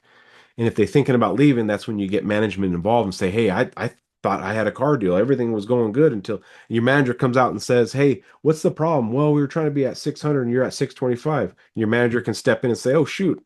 Okay, let me see what I can do." And then boom, you guys solve the problem by extending the term, maybe bringing the rate down a little bit, find a different bank, maybe giving up 500 bucks, whatever it takes to make the deal, but at least now you know the objection, you can overcome it. The biggest thing about closing is it's not about having the sentence that's like, wow, that guy closed me. That's not how the car business works anymore. The Yeah. the way you close is to find the objection. And salespeople don't ask enough questions to find the real objection, the real problem. And that's where a lot of people fail at the desk because they didn't set it up right. They didn't ask enough questions. All the buyers, the correct buyers aren't there. They don't actually have the down payment they said. Yeah, I got 5,000 down, but what he didn't tell you is he's waiting on a check for 5,000 that's going to be here in 2 weeks. You can say something like, "Hey, the 5,000 that you mentioned before I go to my manager, is that like in the bank right now ready to run if we make a deal, or is that like, hey, I'm waiting on it?" You can find those objections out before they become a problem. And so when I would ask those questions, like, well, I'm going to have it in 2 weeks. I was like, how about I do this? What if I got you approved with no money down and still stayed in your monthly payment? Oh, that would be amazing. Then you can keep that 5,000 bucks for add-ons or helping with the monthly payment. So you've already found the objection before you have to get to the objection at the desk. It's like we have to be investigators, psychologists, babysitters. Like we have to do it all. We're a bit of everything, man. We're a bit of everything. Well, I'm known for my patience, man. That's why people love giving me turns and everything. Because sometimes some of these guys lose their patience and they're like, "Oh, send in Ozzy." But then by the end of the shift, I'm pulling out my hair. But hey, Yeah. anything for the sale, right? Yeah. That's why I got grays everywhere now. I have to shave it low to get rid of the My gray. girlfriend's already started pulling them out, man. Yeah. What? Uh, what was Go that? ahead. No, go ahead. Another one that you made me think of right now. How do you deal, our dealership, right? We can get inventory from a bunch of different makes, right? Yeah. So we can get them from like Toyota, as long as they're not CPOs or new, right? We can get them from Ford, stuff like that. We're an auto group, Okay. right? Um, how do you deal with customers, right? That kind of send in an app for a specific car without us having the car, So are you right? talking about How like would you try to bring them in? are Like you talking closing over phones, like internet deals, are you talking about like a new car or something that you can cross sell, cross sell used. but it's something you can sell? I can sell. I would just treat it like a normal deal then. Just don't even worry about where it's at, how far it is, where you got to drive. You just tell them it's on my lot, get over here, just do your normal procedure.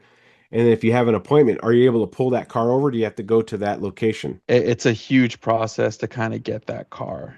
That's the thing. Like, Can you would you try to close it over the phone? Right? Would you like say, hey, da da da, I got your credit app here? Would you go over everything there, or would you just try to bring them in? Well, it depends on how fast they want to strike. If they're going gung ho, I don't want to slow them down. I want to go at their speed. Mm. If they want to buy now, I'm selling them now. Are you saying you'd have to go to that dealership to sell it there? Do you get commission still I have to bring it over. from The that thing is dealership to you? with these type of deals, we lose so much time, right? We can't send a lot porter. We have to go ourselves. We have to kind of navigate the dealership, bring it over, right? And that's just leaving money on the table, right? Because I'm not physically there. I get a lot of turns. I get a lot of internet leads, and I waste like what, an hour or two going to grab this car for a customer, you know? Like, how would you try to get them? Would you try to get that solid commitment without giving up anything, without giving up the numbers and everything? If they're approved or not, them asking for pictures of the interior and stuff like that. How big is the auto group? Like, do you have to drive a ways to get to the next dealership? Some of them, yeah. Some of them you're there and back in an hour and a half. Gotcha. Sometimes 2 to 3. It really just depends on the car. So your auto group is not like connected. It's like there's one in another city almost. Kinda, yeah. Is it all under the same name, like da da da Yep. Motors? Okay. Yep. It's So it's either Mossy. It's Mossy. So. so let's say a customer inquires on a truck, and that truck is owned by the other dealership that's an hour and a half drive, and they're asking for interior pictures. What do you do now? In all honesty, I send them the same web link of the pictures they've already seen. Gotcha.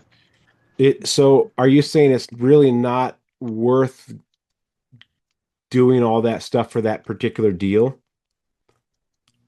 like time Well, wise? it's been a lot of times where like I'll go for it, right? And by the time I have that car, right, so much time has passed, I'm not hearing anything.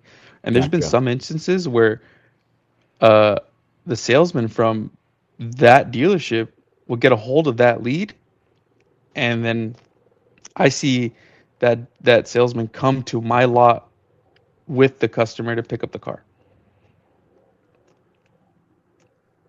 So that so you're saying that other dealership got the lead and that salesman was willing to drive with that customer to your lot to grab the car.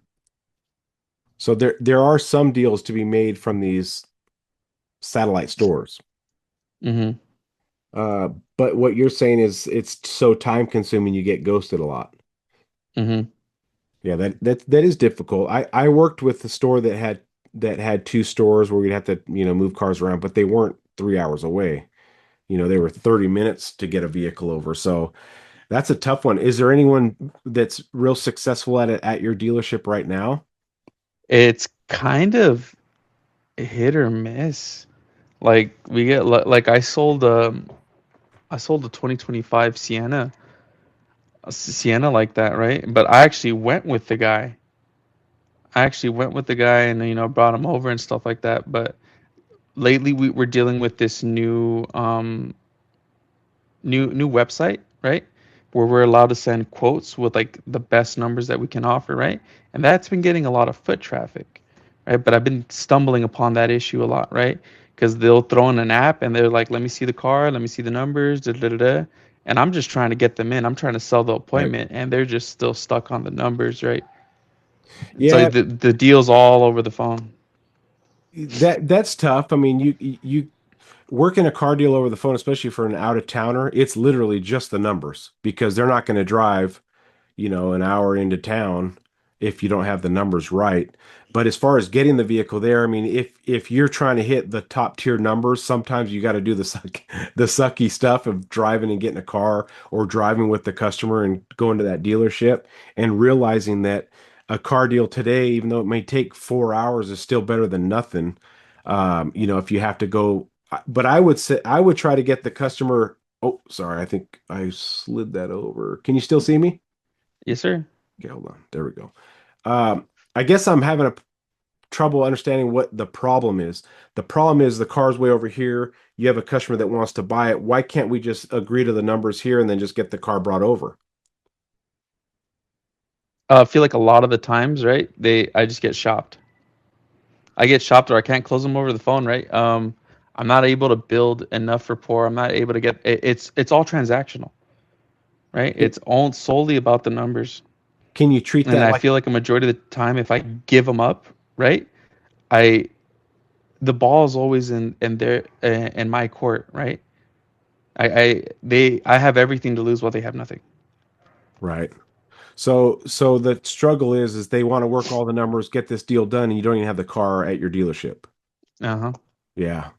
Um, I mean, you could ask some questions like, what are you trying to get to, Mr. Customer? Like, what number are you trying to get to? You keep telling me you want the best deal, and whether it's phone or this, what number are you saying, hey, I'm going to buy the car at right now if we can get here, and then I can go to work for you with my manager. And if you like the number and you say, okay, I'm buying it, we can take a deposit. I can make sure the car's here and clean and all that. I'm not sure if you guys do deposits or not to kind of lock a Yeah. customer down. But if I can negotiate over the phone and do the full transactional thing, I would get that car. I would be willing to go drive and get that car if I knew I had a deposit and things like that. But if I didn't have a deposit and I had a guy that's, it's going to be a 4 hour process and I don't even know if the guy's showing up because he didn't give me a deposit, I would leave the car over there and have a partner over there that I could trust that say, hey, can you split a car deal with the guy over there? They're eventually going to incorporate that. I mean, that would be probably your best scenario if they incorporate that is got a guy, doesn't want to leave a deposit. I already got the app in. We negotiated some numbers. He's going to come see it over there. Make sure you put me on half and then send me the next one you have so I can work your guy. And I would start a relationship thing so that way you're saving time. But as far as the guy, I think the car being over there doesn't really matter. It's still, I got to figure out how to make this car deal with this guy. And if he doesn't want to come in, doesn't want to commit, it truly is a numbers game. You just got to give them the best price, maybe ask a few questions and see if that's good enough. If it's not good enough, then you can do the pull away. Maybe we're on the wrong truck. Maybe we need to find you something that more fits in your budget. And I don't mean that in a disrespectful way, but if you want this particular truck, this is the out the door it's going to take to buy it. Whether you buy our truck from here or somewhere else, that truck costs this amount of money, whether you find it somewhere else or here. So this one's 35 out the door. You want to be at 33 out the door. I need you to find a different truck. Well, I want that truck. Well, if you want that truck, then this is what it takes to buy it. Right. And then you just keep swinging, getting to the closest you can. And then if he says yes, let me get a deposit so no one can sell that truck and steal all the legwork you've done. And then I'll make sure the car's up front and ready. When can you be here? I can get there at noon tomorrow. All right. Then you go get the truck and do it. Does that help a little bit? Is that I'm No, trying? that's great. That's great. Yeah. Yeah, yeah. So sometimes I just feel like I lose the confidence, right, to kind of just go for the sale over the phone, right? Because my strong suit is if they're in front of me, Mhm. right? I'm able to talk about my girlfriend, right? Because she's the apple of my eye. I use her so much for my closes. It's ridiculous, right? I Good. use my little chihuahuas, right? I'm showing pictures of my dogs and stuff. I'm letting the customer get to know Ozzy, right? And over the phone, I can't really do that, you know? It's really hard to do that, and that's why I feel like I struggle there. Yeah. So that over the phone at least has an advantage over the internet and text message and email because at least they can hear your voice. And remember, you can slow it down a little bit. Like if they say they want the best price, and you can be like, what did you have in mind? Like, and try to slow it down. Like, where do you live at? Are you from out of town? You know, it's going to be a long trip, and try to squeeze in little Aussie moments in between the harsh negotiating from the customer. Just try to squeeze those little, throw a little seed in there of, yeah, I'm Aussie. I've been here a year. How can I help you? You just put a little tidbit in there, right? And try to make it a little bit human, not too transactional. And try to have him crack a smile. And if he says, dude, I want the best price, and you can tell him the best price is in my showroom. When my manager sees, oh my gosh, John's at the desk, I better make him a good deal because I don't want him leaving. If you want the best deal, it's got to be in the showroom. And little things like that might drive that customer in. When can you get here? Okay, I can be there tomorrow at noon. Okay, I'll make sure the truck's ready. Like you just got to at least throw those little closes out there and try not to be as timid because guess what? Some salespeople have incredible talents on the phone and are terrible in person. You're amazing in person, which I think is the most important. We just have to build the phone, the internet, the social media, the posting, fun videos, things like that. But at least you have the foundation of your personable human, people like you. We just need to build those other skills. But you've got to get comfortable with being Aussie on the phone also and Yeah, slow. I always try to keep it as short as I can on the phone. Like, 'cause I do a lot of calls. I do a Yeah. ton of calls, a ton of texts, a ton of emails, and I've seen some success, but with this new website, that's the thing that I find the most trouble in. It's just I immediately get jumped in a deal. Well, you Like the could say, moment yeah, was I that? get it. It's like boom, right now. It's they're ready to go. And Yeah. remember, your that website is supposed to attract that buyer. So the Yeah. website's doing the right thing. You Yeah. just need to hammer it out. Looking for the best deal. Okay, we put our best deal on the website so that da da da da da is actually our best deal. Unless you had something else in mind that I can maybe bring to my manager. What did you have in mind? Well, I want to be at 35 Hmm. out the door. Are you telling me you want to be at 35,000 out the door? You'll come down and buy it right now and put a deposit? Or are you saying maybe at 35 I might consider it still? Because Hmm. those are two different sentences I'm going to go to my manager with, Mr. Customer. If I go to him and say, well, the guy still wants to think about it, my manager's gonna say, well, the best price is on the website. But if you say, no, I'm coming down right now at 35 out the door and I'll leave a deposit, that's a different story. Which one are you? And yeah, it Hmm. sounds a little abrasive, but if they want to get to the point, then you need to get to the point. And And that's where you hit the killer salesman, right? yeah, that's when that line can come out. And then you can say, and don't take this the wrong way. The reason why I'm asking these questions is because I get 1,000 calls a day of people looking for the best deal and they're not buying. They just want to know the best deal. What I'm trying to do is filter the real buyers, which you sound like, so I can bring the real buyer to my manager because my manager doesn't want to desk 1,000 deals today for people that are just looking. He wants to strategically plan his day for the real buyers. So the reason why I'm asking these questions is not to offend you. It's literally just to filter out the lookers and the buyers. And then you're putting all the pressure on him now. No, if you get to 35, I'll take it today. I'll leave a deposit. That's what I like to hear. That's the kind of customer I like dealing with. My name's Ozzy. Let me get some basic information so I can build a file.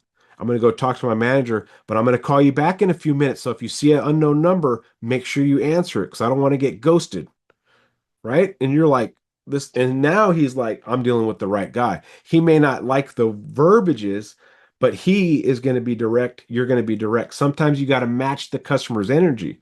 You can't be like that with Ma and Pa coming on the lot. They're No, one of no, them has a yeah. cane and they're walking up, and you're like, you come out with that energy, they're gonna be like, oh, we need to go home. The way you, Yeah. but so you see how you match their energy?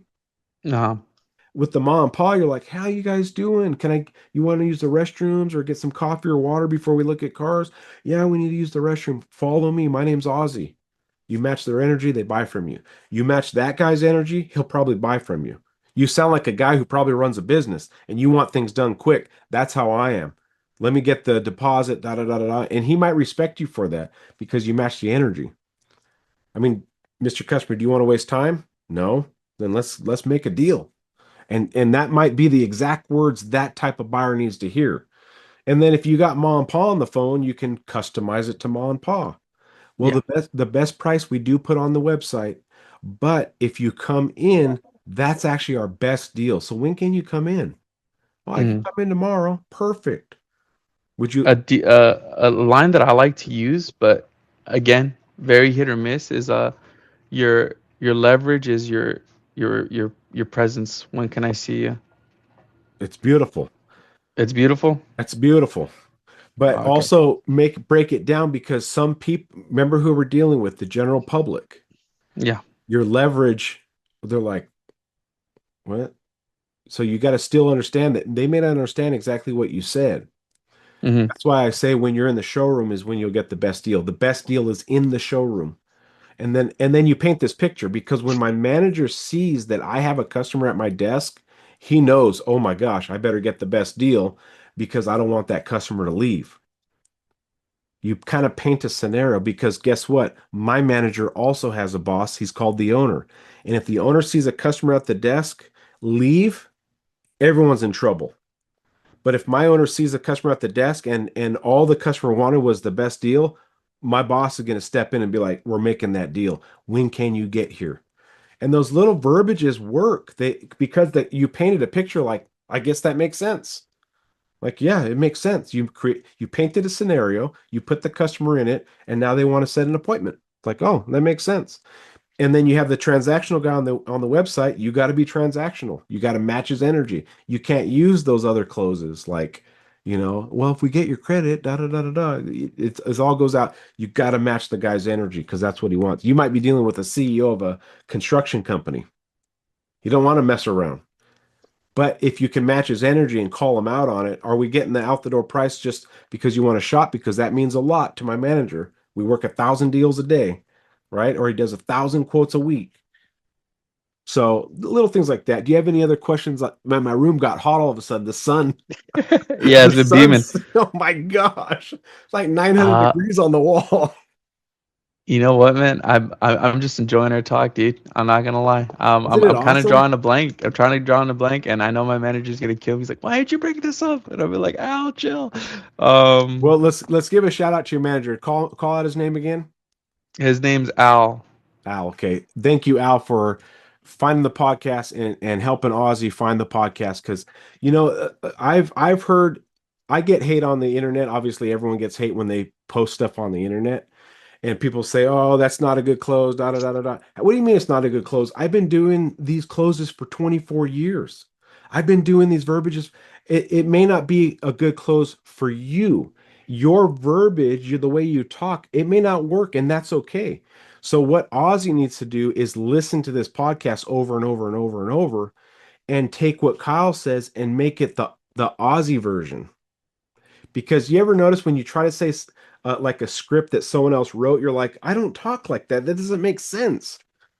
Like I, We actually have a manager, right? And this guy is brutal, like highest grossing and everything, right? And he likes to load your lips before you go in. And if it goes sideways and you go back to him, he always says the same thing. He's like, "That's because you didn't say it right." Always says the same thing. Everybody got their own style. You gotta make the pitch your own. yeah, You it, can't just be and a robot. when you make it your own, then you sound genuine. Exactly. You sound genuine. And when you raise your voice with that kind of emotion I had when I was talking to the tough guy on the phone, I'm still using my type of verbiage where it doesn't hurt his feelings, but it gets to the point. You'll figure out your type of verbiages on these closes to where you can start building that courage, on the phone. And it's like, I'm Ozzy. I'm a darn good salesman. and Hmm. and I'm going to present an online or a phone quote with my Aussie energy. I'm going to do Aussie. And sometimes when you're great in person, you lose some of the Aussie when you get on the phone or online when you're making a video. You ever watch someone who's great customer face to face, but when they try to make a YouTube video or a Facebook video, they're just blah blah blah blah blah is Yeah. because they haven't practiced enough there. So when it comes to closes, it's just practice. Uh-huh. And you got to Uh-huh. give yourself some One credit. second. You got to give Oh yourself my some bad. credit. Uh-huh. Are we over? We're over. Are we over? You got to go? Oh, no, no, no, no. We're not over. We're not over. All Wait, are you right. gonna touch the internet? Don't touch the internet, please. Okay. No, Well, we're not over. just remember on closes too, the lead up is more important than the desk. Uh-huh. Just try to remember that because if you think you're gonna do a halfway decent job in the on the lot, test drive, walk arounds, meet and greet, needs assessment, builder, if you think you're gonna do 50% there and then all of a sudden turn on the sniper, it doesn't work. Mm-hmm. Then it's a grind. So you have to do 80% outside, 20% inside. Okay. People that take shortcuts, they'll do 20% outside because they think the faster they get them to the inside, the better. But no, you did 20% of your product information demo drive. Now you got an 80% of the grind that you got to go through. So the lead up to the close is more important than the close itself. And then when you come out with the assumptive close like I do, here's the payment, da da da da da, I need both driver's license again, need insurance card. They look at each other like,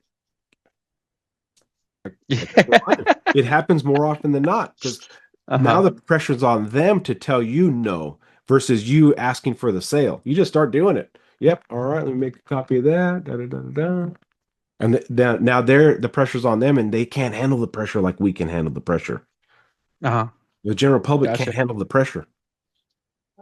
As far as like different closes, there's so many objections you'll have, and every objection will have its own unique close. The key is flushing the objection out and finding out why they're actually wanting to think about it, why they're wanting to leave. And that takes questions from you. The more Mm-hmm. questions you ask when you're losing a customer, then you can filter it down to the real problem and then isolate the problem, the objection, and then calling it flushing it out. And then you attack that objection, remove it, and now there's no reason why they won't buy. And it's usually down payment, or the out the door price if they're paying cash. Mm-hmm. But remember to throw in that human element when you have no more bullets and you've given up the gross and you've given up everything, the trades as high as possible, and you have no more bullets. You can say, I hope I've done enough to earn your business. I know the numbers aren't exactly where you want, and this is common in the car business. The numbers aren't exactly where the customer wants, but I hope I've done enough. Ozzy's done enough to earn your business to where it's like, you know what? The trade's a little low, the payment's a little high, but dang it, I like that guy. That's what I'm asking for right now. Can we at least do that? A lot of times that closes a lot of car deals for me, but you have to build that in the needs assessment. You got to build the trust, and then the closes come easy. You'll hear a lot of closers online with these hard closes, da da da da da, and they sound so great on a video. But try those closes with a normal human being, and you're like, that doesn't work ever.